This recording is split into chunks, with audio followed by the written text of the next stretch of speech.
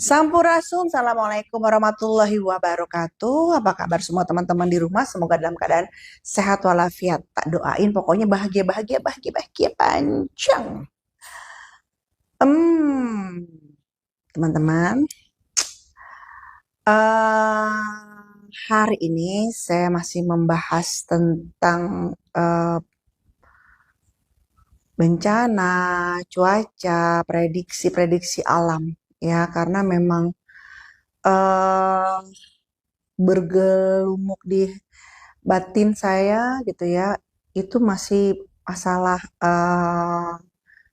bencana gitu ya, masih eh, bergelumuk masalah tentang alam gitu ya. Jadi ya saya harap teman-teman ambil sisi baiknya saja gitu ya, sisi positifnya gitu. Bila mana teman-teman tidak suka ya mudah saja silakan dihembuskan saja keluar gitu ya. Nah, hari ini ada beberapa titik wilayah yang memang eh, mendebarkan gitu ya, perasaan saya, hati saya. Tetapi sebelum saya lakukan pembicaraan ini, jangan lupa untuk di like, subscribe, share, dan komen. Di share sebanyak-banyaknya akan menjadi sebuah support system untuk saya. Oke.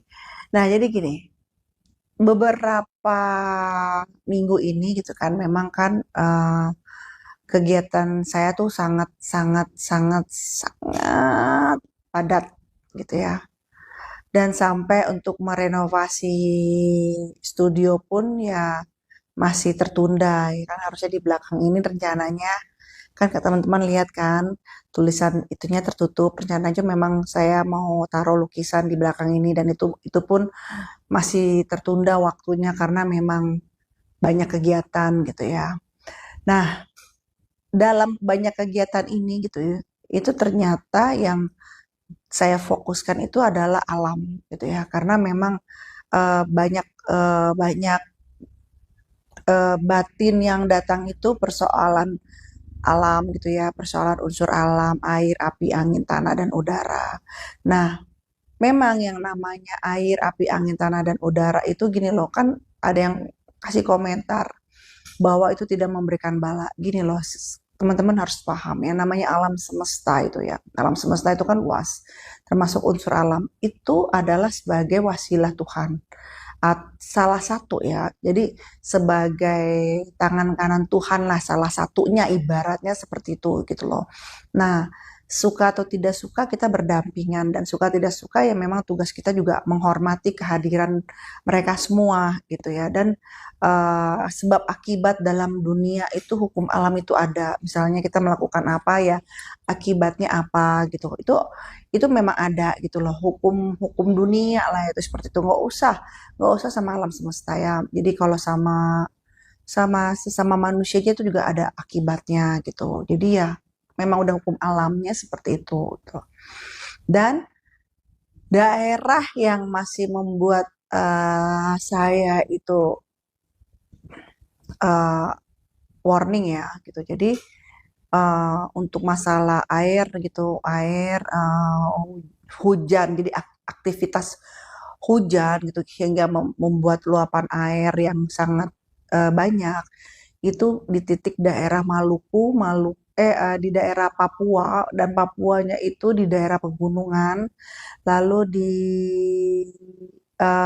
Sumatera Barat ya, lalu di Sulawesi ya, di titiknya di Sulawesi itu eh, tolong hatikan aktivitas hujan yang terlalu tinggi gitu ya, tolong dimaksimalkan untuk masalah saluran-salurannya gitu ya, terutama tanggul. Itu jangan sampai terjadi kecerobohan atau eh, jebol lah ya bahasanya gitu pada umumnya, yang mudah dikenal gitu ya. Itu mohon diwaspadai gitu, diantisipasikan gitu loh. Jadi itulah maksud saya, ketika ada omongan kayak gini kalian dengar, kalian mampir ke YouTube saya gitu kan. Jangan dijadi ketakutan yang berlebih, tapi ya diwaspadakan saja gitu. Nah, itu yang menjadi wilayah yang air yang saya lihat kembali lagi banjir, tapi ini karena faktor hujan. Karena memang kita ini masuki bulan panas yang benar-benar terik banget, kering banget, panas banget itu di atas bulan Juni. Juli lah startnya tuh Juli ke atas tuh udah mulai kita masuki ke daerah yang panas banget karena memang kalau uh, feeling saya berkata bahwa cuaca ini lagi acak. Harusnya udah masuk musim hujan kita masih panas, harusnya udah musim panas kita masih hujan. Jadi uh, cuaca kita tuh memang lagi ekstrim gitu ya. Jadi mohon jaga-jaga, hati-hati dan ada beberapa uh, daerah. Ada yang tanya sama saya, ternyata daerah Yogyakarta gimana gitu ya. Jadi memang daerah Yogyakarta itu kalau prediksi saya itu memang termasuk cuaca yang frontal ya, karena pagi sampai siang itu panas sekali gitu ya. Tapi menjelang sore, malam itu hujan yang benar-benar deras banget dan mengalami kondisi petir yang besar gitu. Jadi teman-teman ya harus waspada, hati-hati yang berkendaraan di jalan, mau mobil, mau motor, mau sepeda, mau apapun itu, jangan lupa banyak-banyak berdoa. Jadi saya ini menjawab pertanyaan-pertanyaan teman-teman, kan memang kan banyak yang bertanya di YouTube saya, terus banyak juga yang bertanya di DM, mereka minta ditanyakan beberapa kondisi-kondisi gitu ya. Nah, Yogyakarta banyak sekali yang bertanya gitu ya ke saya. Jadi ya itu jawabannya. Jadi ya untuk teman-teman yang untuk punya aktivitas di luar rumah ya siapin payung kecil ataupun jas hujan gitu ya. Kalau nggak mau repot kalian, karena kan kalau payung kecil kan kalau kena angin tuh pasti hebring lah, nggak kuat ya. Kalau saran saya ya, walaupun kalian misalnya nggak kendaraan naik motor, siapin aja jas hujan gitu loh, yang beli yang di jalan-jalan itu murah itu kan ya beli aja seperti itu gitu loh. Saran saya seperti itu. Jadi sebenarnya ketika memasuki hujan yang titik lebat, yang harus memakai jas hujan itu ya bukan hanya kendaraan motor saja, tapi untuk teman-teman yang berkendaraan ya istilahnya naik kendaraan umum dan dan ada aktivitas berjalan kaki itu lebih baik sih kalau sudah memasuki hujan lebat itu ya lebih baik jas hujan gitu karena lebih ringkes ya gitu. Nah, tadi sudah memasuki yang kawasan air ya, yang banjir ya, banjir yang hujannya air. Nah, kalau untuk hujan dari tanah atau gempa ya, itu saya masih fokus daerah NTT, Sulawesi, Maluku, itu yang uh, rawan pergerakan tanahnya dan gempa gitu ya. Dan Papua itu rawan sekali gitu ya, Maluku Utara gitu dan Papua, NTT, terus Sulawesi. eh Sepertinya titik gempa lagi fokus ke daerah sana ya. Jadi lagi banyak, kalau bahasa saya tuh kayak lagi ngulet, bumi tuh lagi di titik itu yang sedang pegel-pegel. Jadi makanya ngulet terus, akhirnya goyang terus gitu ya. Jadi menimbulkan gempa ya. Nah, ada lagi yang bertanya, adakah efeknya itu ke Jawa dan Banten ya? Jadi gini, kalau untuk Jawa itu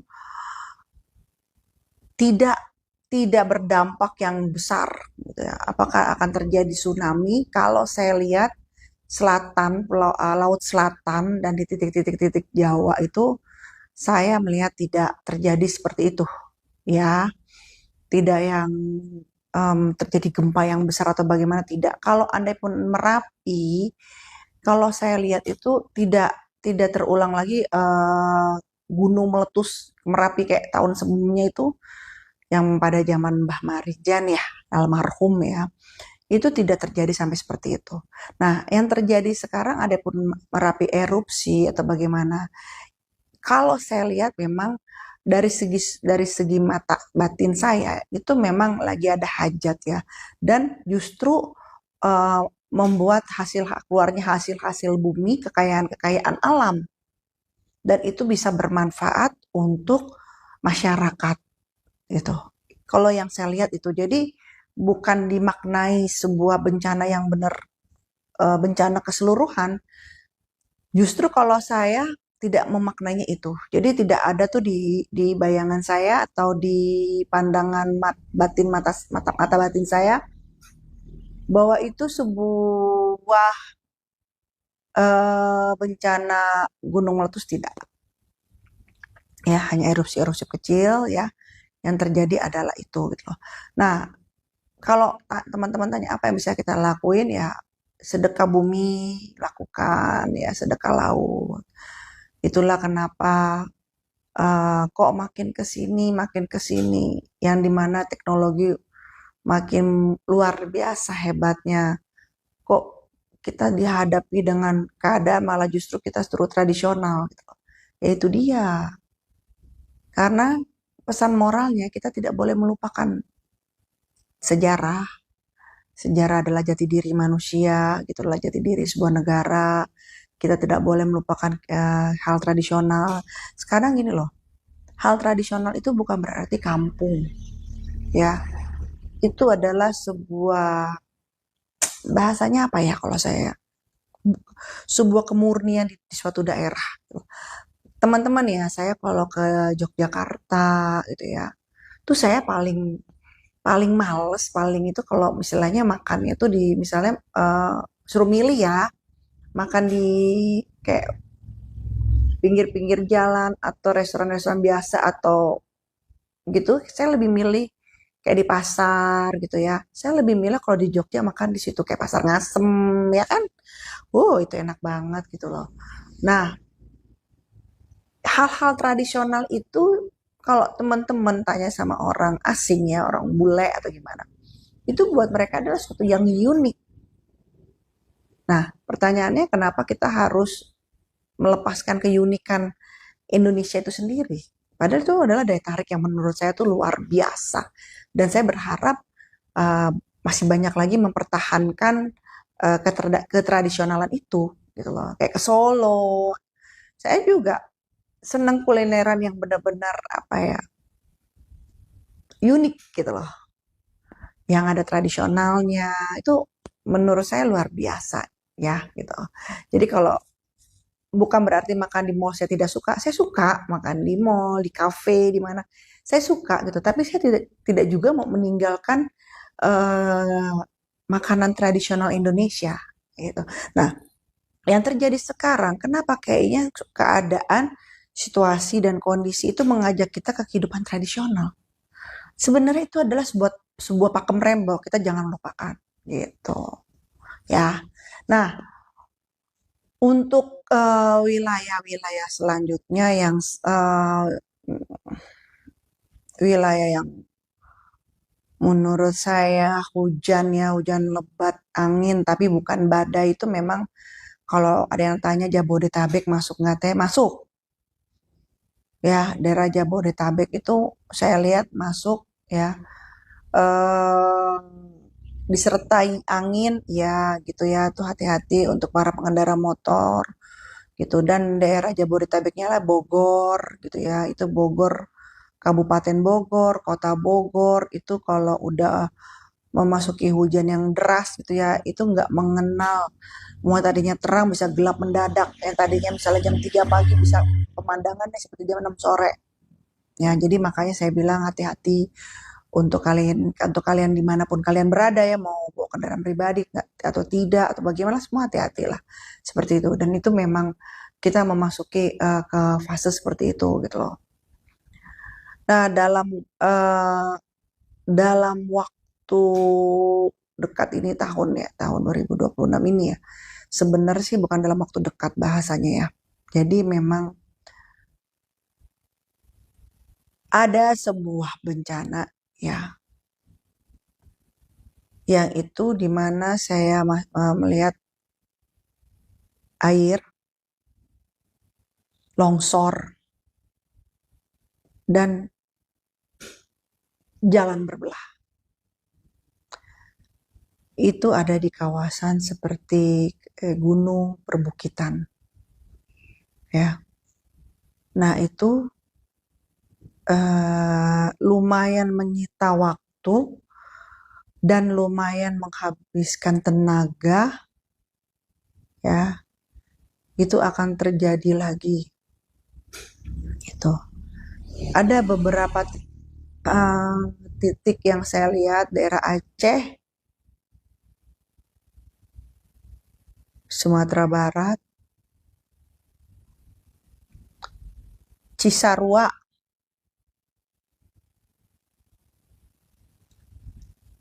Bukit Tinggi,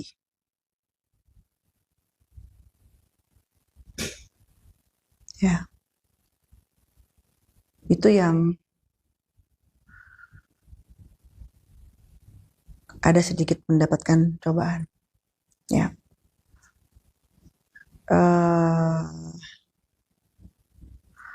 Karena memang ada apa ya, bumi itu lagi, kalau rumah itu renovasi sih bahasanya,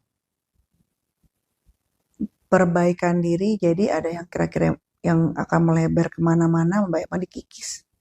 Itu yang terjadi. Itu.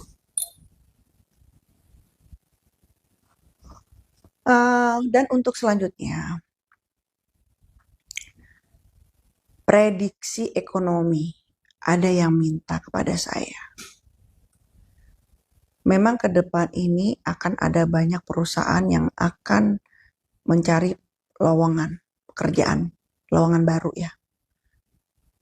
Beberapa bidang teknologi ya, itu yang akan mencari pekerjaan, dan teman-teman persiapin diri aja gitu ya. Itu yang akan terjadi. Besar-besaran lapangan pekerjaan yang dibutuhkan gitu.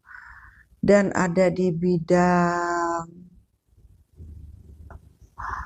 pertanian ya, itu yang saya rasakan seperti itu, akan mencari banyak membuka lowongan pekerjaan.